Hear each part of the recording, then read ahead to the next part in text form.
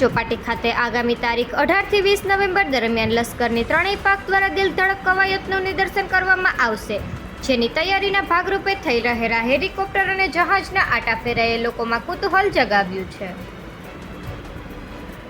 પોરબંદર ચોપાટીના દરિયાકાંઠે ભારતીય સેના દ્વારા આગામી તારીખ 18 થી 20 નવેમ્બર દરમિયાન ત્રિદિવસીય સૌથી મોટી કવાયત યોજાશે, જેમાં તમામ સેના જોઈન્ટ એક્સરસાઇઝ કરશે.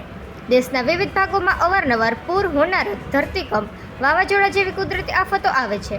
આવી વિકટ અને કવરી પરિસ્થિતિમાં સેના દ્વારા બચાવ કામગીરી કરવામાં આવતી હોય છે.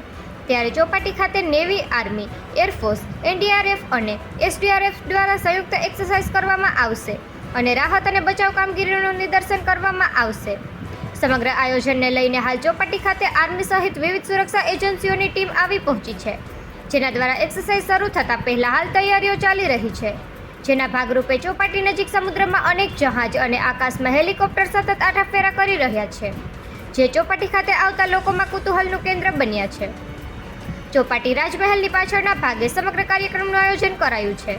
અહીં ડિઝાસ્ટર મેનેજમેન્ટને લગતી તમામ કામગીરીની એક્સરસાઇઝ 3 દિવસ દરમિયાન કરવામાં આવશે અને સમગ્ર એક્સરસાઇઝ દરમિયાન રક્ષામંત્રી રાજનાથસિંહ અને મુખ્યમંત્રી પટેલ ઉપસ્થિત રહેશે. ઉપરાંત વડાપ્રધાન મોદી પણ ઉપસ્થિત રહે તેવી સંભાવના છે. નિપુલ પોપટ, પોરબંદર ટાઈમ્સ.